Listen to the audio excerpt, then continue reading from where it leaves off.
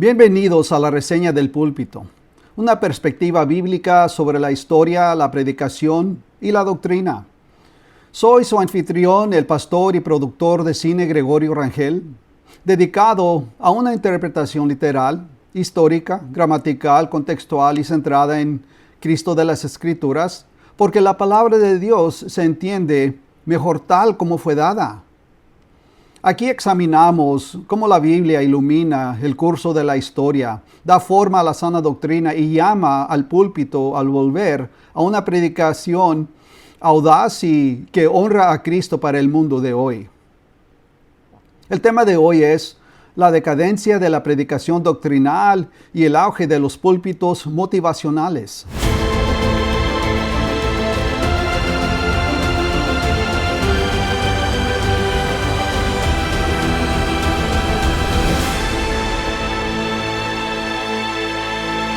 En la era contemporánea de la Iglesia, particularmente en los últimos 50 años, ha ocurrido un cambio devastador en el oficio pastoral.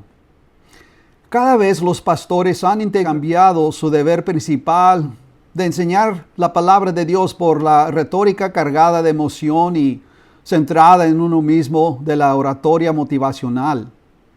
Esta tendencia no es simplemente lamentable. Es espiritualmente peligrosa y representa un fracaso tanto de liderazgo como de discernimiento dentro del cuerpo de Cristo. Históricamente, el rol del pastor era inseparable del deber de alimentar el rebaño con la sana doctrina. Recuerden Hechos 20:28, Juan capítulo 21, versículo 17. El encargo de Pablo a Timoteo permanece normativo para todas las generaciones del liderazgo eclesiástico. Predica la palabra, mantente dispuesto a tiempo y fuera de tiempo, convence, reprende y exhorta con toda paciencia y enseñanza, porque vendrá tiempo cuando no soportarán la sana doctrina, más bien teniendo comezón de oír, amontonarán para sí maestros conforme a sus propias pasiones y a la vez que apartarán sus oídos de la verdad, se volverán a las fábulas en 2 Timoteo 4, versículo 2 al 4. Sin embargo, hoy muchos que están en los púlpitos no pueden manejar la palabra de Dios con precisión, porque ni la han estudiado en profundidad, ni han recibido formación teológica formal. Para ilustrarlo, cabe preguntar, ¿confiarás en un cirujano cuya única calificación sea un curso básico de primeros auxilios? Ciertamente no. Y sin embargo, muchas iglesias confían el cuidado de las almas a hombres teológicamente analfabetos y bíblicamente no calificados.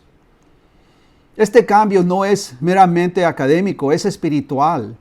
Los falsos maestros prosperan porque no hay oposición espiritual a su mensaje.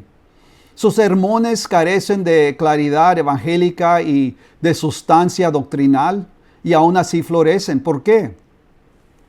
Porque Satanás no está en guerra con el error, está en guerra con la verdad.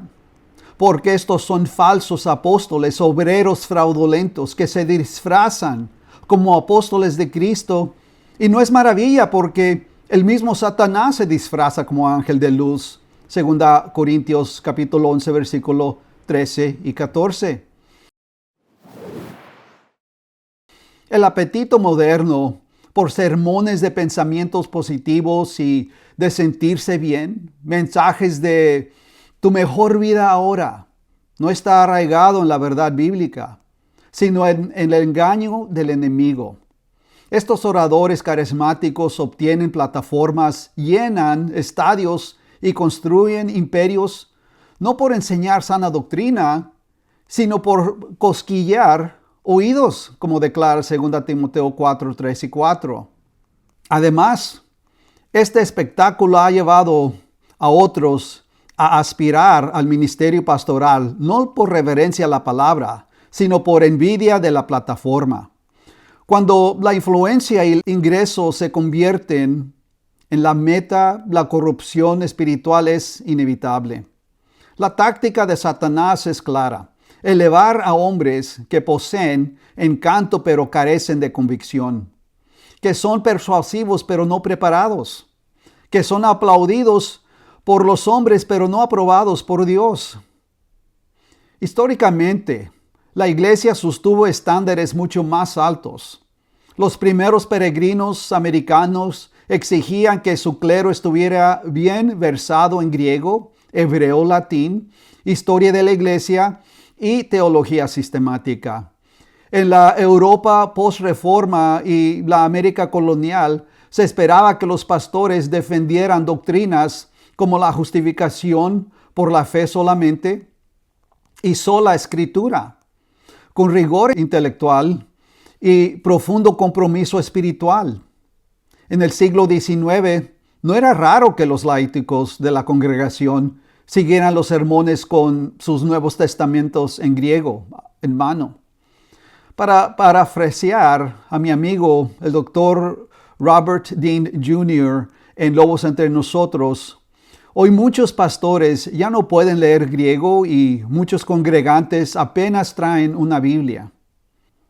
Este declive ha dejado a la iglesia susceptible al engaño. Mi pueblo fue destruido por la falta de conocimiento, dice Oseas 4:6. Y esta destrucción comienza en el púlpito. El creyente promedio ha sido despojado de profundidad doctrinal porque sus pastores no han entrenado, estudiado ni dividido correctamente la verdad.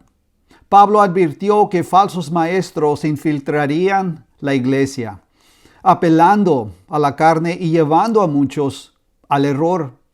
Tristemente, el panorama actual da testimonio de la verdad de su advertencia. ¿Cuál es la solución? La solución es un regreso a un liderazgo bíblicamente calificado. Los pastores deben ser hombres que cumplen con los criterios de 1 Timoteo capítulo 3 y Tito capítulo 1. La preparación importa. Aunque la escritura no exige un seminario, sí demanda competencia, pero es necesario que el obispo sea apto para enseñar. Recuerden eso, 1 Timoteo capítulo 3 versículo 2. Para ser apto para enseñar, primero se debe estudiar fielmente a la palabra y ser teológicamente formado.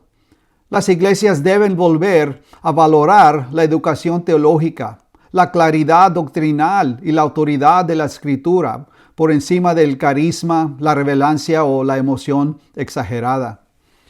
Hasta que el estándar se eleve, la iglesia continuará sufriendo bajo púlpitos débiles y el pueblo permanecerá vulnerable a lobos vestidos de ovejas. El llamado es claro: restaurar la primacia de la palabra, reclamar el oficio pastoral como un ministerio de enseñanza y regresar a los estándares bíblicos que Dios ha dado a sus líderes.